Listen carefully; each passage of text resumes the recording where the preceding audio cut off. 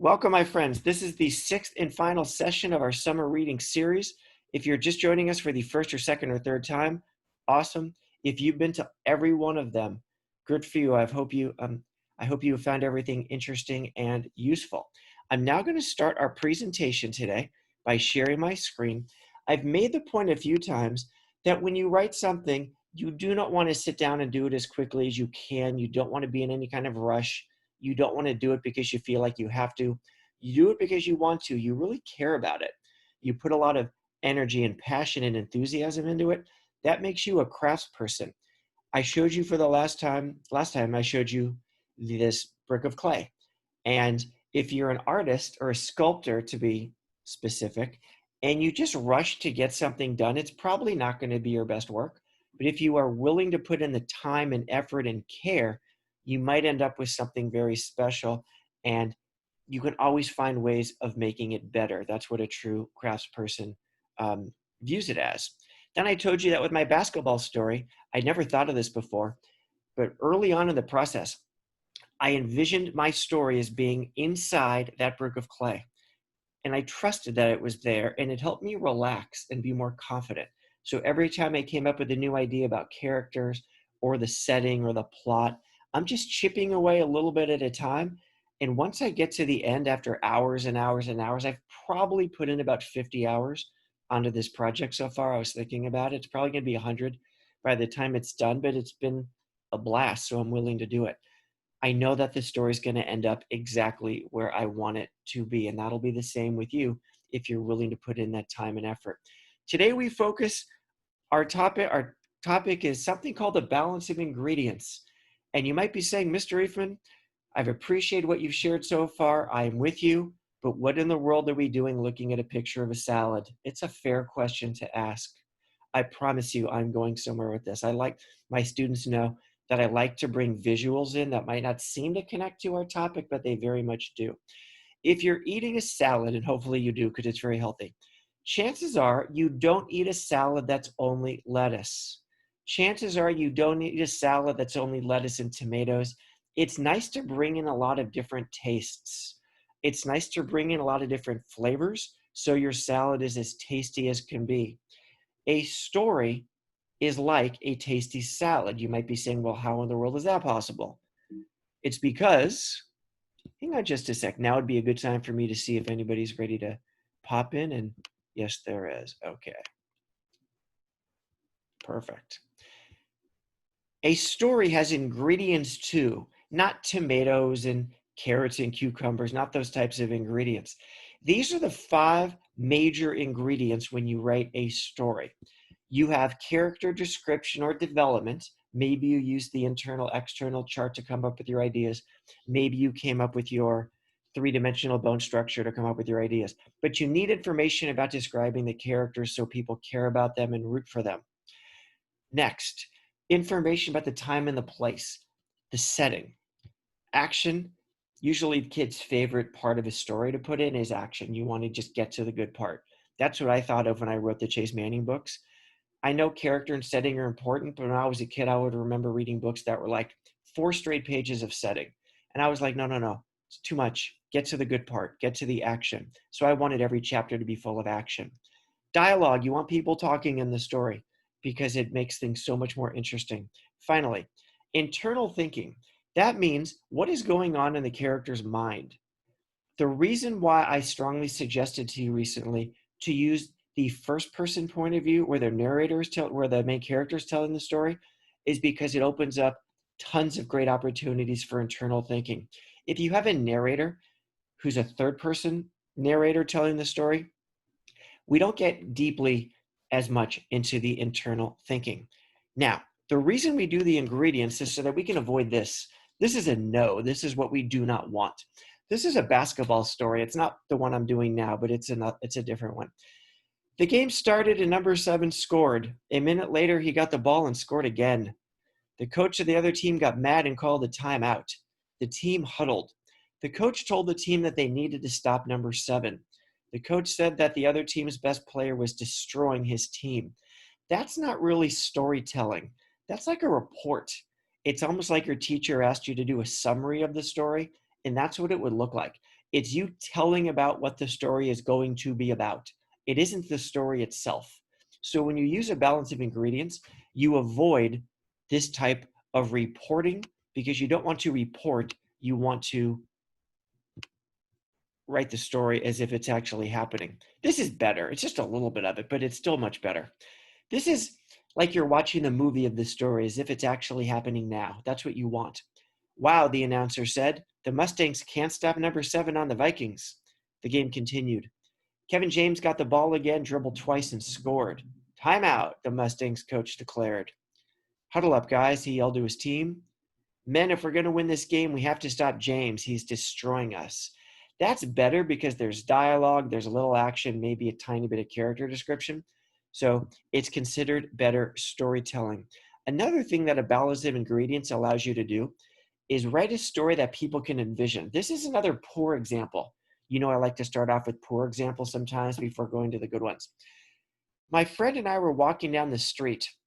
We saw a place. Then we kept walking. We saw another place. It was nice. It is very difficult for a reader to envision if that's all that I'm giving them. I keep saying a place, but I'm not painting a picture of it. There's no way they can envision that in their mind. So here's what I did to make it easier to envision. I wrote about the 3rd Street Promenade because if you live in Santa Monica, you've probably been there more than once. So here's what I did. You'll notice it's a much better balance of ingredients, especially the part in bold. We'll see if you can figure out what the bold parts are. That'll be your challenge. On Sunday, my friend and I walked down the 3rd Street Promenade to get some lunch at the mall. As we passed the AMC movie theater, I heard a group of teenagers performing a rock song that I knew from the radio. I'd seen many performers on the promenade, and these guys were pretty talented. We stopped for a minute to listen. There wasn't much of a crowd, so we moved closer to the front. I was glad I put on sunscreen before I left home because the sun was strong. After a few minutes, I needed to move into the shade. We walked under the awning outside the gelato shop and stayed there a while. We were getting pretty hungry by that time, so we decided not to stop at the newsstand in the middle of the street as we had planned. Now, if you're one step ahead of me, which students usually are, you're saying the bold parts are the setting. You're trying to mix in the ingredient of setting so that people can picture the promenade, the mall, the movie theater, the gelato shop. Just by giving little bits at a time, that helps people envision. It doesn't take a lot. You don't need to do 4 straight paragraphs of setting. You could, but you don't need to in order to have that ingredient balanced. Now, one of the favorite parts of my session today, or our session today.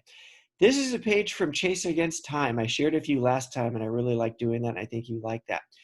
This is when Principal Andrews told Chase that he needed to investigate the music teacher, Mrs. Washington.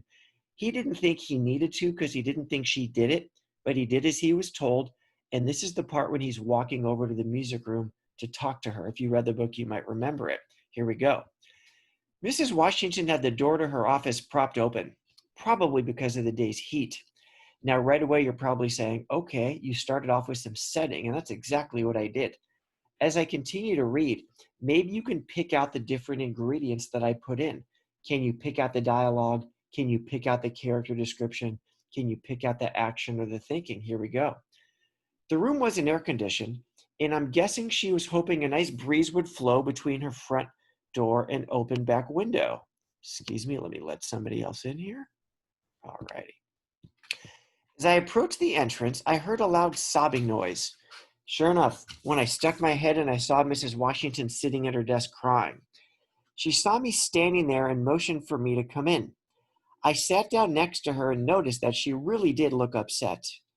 I didn't want to admit it, but perhaps Mr. Andrews was right about the pressure being too much for her. Hey, Chase, what can I do for you? Mrs. Washington sniffled. You okay, Mrs. Washington? Oh, that's nice of you to ask, she said, beginning to smile. She had known me since I first started coming to my brother and sister's performances. Then we'll stop there. Now, I'm going to show you this page again, but this time I'm going to use colors. This is a great strategy. My students did this a lot this year when we wrote essays and we did different types of writing. If you want to do this for your own story that you're writing, it would be wonderful. It is a great way to see how your balance is.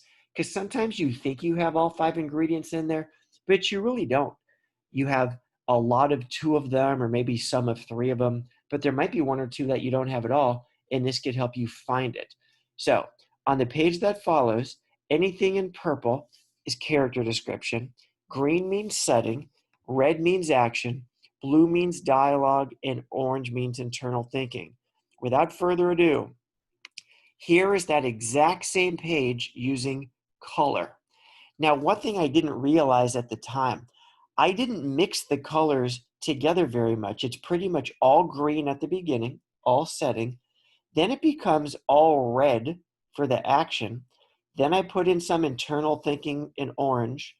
Then I did some dialogue in blue, and then I did some character description in purple. It's probably not going to be like that with you. Yours is going to be more mixed together. You'll have little bits of green, you'll have little bits of purple. And the beauty of this is every time you color code a page of your writing, it's going to look different. There's no right way to do it. There's no wrong way. There's no recipe. There's no formula. You simply mix it in the way that you think it should be. The more you write, the more you develop a natural sense of, I haven't done dialogue in a while. I'd like to do dialogue. Or you might say, I haven't done any setting description. I'd like to put some in. Or I haven't done any character. I'd like to put some in. So the color coding really helps you notice what you've done, what you haven't done, and if you think you should make any changes. You don't have to do the same amount of all of it. Chances are you'll have more action than other colors. You'll have more dialogue, and that's fine. There's no right way to do this. Now, speaking of that, I've been teaching for 26 years now, finished my 26th year 3 weeks ago. Mr. Reifman, how's that possible? You look so young. I know, you're so nice to say that. Thank you. I don't know either. It's gone really fast. But I will tell you, my experience has taught me that when kids do stories, many times it's all action. It's mostly red if they were to color code it, or it's mostly blue if they were to color code it. Now, that's not bad. It just means that we're not done and we want to go back and revise so we can build in the character and the setting. We can build in the internal thinking. I am now very excited to share with you because you are the first people ever, I'm not exaggerating, the first people ever to see this page. This comes from my new basketball story. I'm a little nervous about sharing it with you because it's still a draft and no one's seen it before. There's a scene when Blake, the main character, is trying to get new people to join his basketball team. So he wakes up early and he goes door to door asking people if they have boys between 9 and 11 because it's a boys league for kids 9 to 11. So I'm going to read aloud to you this, and I want you to pay attention to the balance of ingredients. Do I have character description? Do I have setting? Do I have dialogue? Do I have action? Do I have internal thinking? This is the beginning of the chapter, and he's about to knock on the door of his first house, hoping he's going to have luck finding new players. Here we go. "Good morning, young man," said a way too cheerful woman. "What are you selling today?" "No, ma'am, I'm not." "Magazines?" "No, ma'am." "Newspapers?" "I'm sorry, I'm not interested. I already subscribe." "I'm not." "Boy Scout cookies?" "Are you selling Boy Scout cookies?" "No, ma'am," I said, chuckling to myself. "I'm not exactly a Boy Scout." He really isn't. He's kind of mean at the beginning. "Oh, then what are you selling?" "I'm not selling anything, ma'am. I just had a question for you." "Oh, what is it?" "Do you have a son between the ages of 9 and 11 who plays basketball?" "No, I'm sorry, I don't." "Man, how can this be? Nobody in this neighborhood has a son who plays basketball." I kept trying. By the way, this is not the first house he's been to. This is his second or third. Eventually, I reached the second to last house on the block. "Knock, knock." "Yes," an intimidating man with a deep voice said, opening the door. "Hello, sir," I said, taking a step back. "Do you have a son between the ages of 9 and 11 who plays basketball?" "No, I don't. Sorry, I couldn't be more helpful." "Don't worry about it," I said, sighing. "None of the other 12 houses in the neighborhood that I visited this morning do either." Okay, I hope you enjoyed that. I'd like you to take a minute. If you were to tell me, if you were to be my revising partner, how did I do with my balance? Did you notice a little bit of each? Do I have a lot of some? Do I have very little of another? What do you think? Take a little bit of time. I'm about to change the slide and you'll get to see the colors that I used. And here we go. You'll notice that it is mostly dialogue. I had one bit of internal thinking in orange when Blake says, "Man, how can this be? Nobody in this neighborhood has a son who plays basketball." The red is the action, but pretty much everything else is dialogue. So I have to make a decision. Am I going to leave it like this? And maybe I will. There's nothing wrong with stretches of dialogue. Or should I look for opportunities to mix in the other ingredients? Those are the questions that you will ask yourself if you commit to having a balance. How am I doing so far? Do I want to keep it that way, or should I try to improve it? And if you're someone who's just trying to race and get done, well, then we're not going to do any improvement. Or if you are, your story is going to be better and you're going to be so glad and proud of yourself that you were willing to put in that extra time. Now, here is a special treat for you. This is a class activity my students and I have done over the years. We didn't get a chance to do this past year, sadly, because of the distance learning. Now, I feel like I've written some pretty good stories in my life, but my very favorite one ever could, in fact, be Chicken Noodle Goodness. It's the story of a young boy who loves the chicken noodle soup at a restaurant called the Soup Plantation that just closed. Now, what I did here, and what you could do over the summer if you want to, it's a great practice activity to help you get better balancing your ingredients. What you do is you get 5 different color index cards. Each color represents a different ingredient. Here, character description is blue. You'll notice if you look on the paper that if there's a C in the top corner that's circled, that means character description. A circled means red, means action. Purple is the setting. You'll see the S in the top corner for the setting cards. Yellow is the dialogue card color. You'll see the capital D, and then I'm missing one. The internal thinking is a darker blue. You'll see the I in the corner. Now, if you're saying, I only have white index cards at home, that's fine. You could just use different color marker maybe, or crayons or pens, and put the letters in the different color, and you can do the exact same thing. You can figure out which ones are going to be your character card, your action card, etc. Now, the reason this is a good activity, because the goal of the story is to use up all of your cards. And if you have about 4 or 5 cards of every color, excuse me, let me let a few more people in.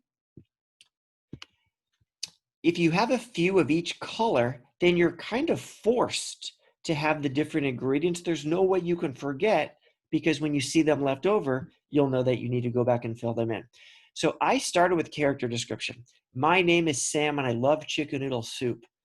Then I realized, okay, I need to say where he's going. So my mom took me to Soup Plantation in Brentwood. I figured that was a good time to use action. And then I've also learned that when you mention a new character, that's a great time to describe them. So right away, I did a character description card about Mom. She has brown hair, green eyes, and freckles. Then I figured when we got to the place, it's always good to describe the place. So I used my 3 setting cards. The restaurant has a long, curvy salad bar in the front. The back of the restaurant has a soup area, muffin area, and dessert bar. As we walked in, the sound of the people talking at the tables filled my ears. Then I thought it'd be nice to have some dialogue, because I don't have any dialogue yet. "What kind of soup will you be getting today?" my mom asked. "You're kidding me? You know I came here for the chicken noodle," I replied. I'm in the second column now, by the way. "Of course I'm kidding," she responded. "You're pretty funny," I said. Now I thought, you know what? I don't have any internal thinking yet, so I'll do one of those. I like to use the italics for internal thinking. I know a lot of kids like to do that. "I have a cool mom," I thought to myself. Then I put in some action. After getting a nice plate of Caesar salad, I went to get my delicious soup. I carefully took a bowl and waited my turn at the chicken noodle soup pot. Back to character description, because this kid's getting impatient. I'm not very good at waiting, especially for soup, and I was getting impatient. Back to some action. Then it was my turn, and I saw chunks of wonderful dark meat. Dark meat. It kind of sounds like Homer Simpson. That's what I was going for, if you know who he is. Oh, how I love dark meat. This was definitely going to be worth the wait. So there's no magical way to fit the cards together. You just do it in the way that seems best to you. And if you want to spend some time working on balancing ingredients when you do your writing this summer, it's going to make a huge difference and make your writing a lot better. Okay, right now, before we stop the recording, I just want to give you an opportunity here. If you like to use the chat, and say anything about balance of ingredients, you are more than welcome to do that. Or if you want to think back, here is our schedule. I can't believe it's already July 2nd. I can't believe we're already at our last session. If you want to think back to what we've already done, first day where I shared my story of how the Chase Manning series was born, finding your passion and going for it, you're welcome to type in any highlight from that session. Anything about collecting seeds or trying out ideas, you can share that. Anything about organizing your fiction story into chapters with story mountains and chapter plans, other things that I shared with you. Last week at this time, bringing our characters to life with the internal-external chart, the story, the 3D bone structure, anything about that. You can go back to 2 days ago about showing and not telling. I am now going to stop the recording. If you are watching the recording, I just want to say thanks for joining this summer writing series. I hope you've had fun and learned some things, and I hope that you love writing more now than you did. That is my ultimate goal, that you choose to pursue writing because you want to, not because you have to. And before I end the recording, I just want to wish you all a great summer. You can always contact me. If you're not on my email, if you don't have my email address already, you can go to my website, stevereifman.com, one word, and then you can contact me there, and I would love to connect with you. So I'm going to stop the share. I'm going to stop the record.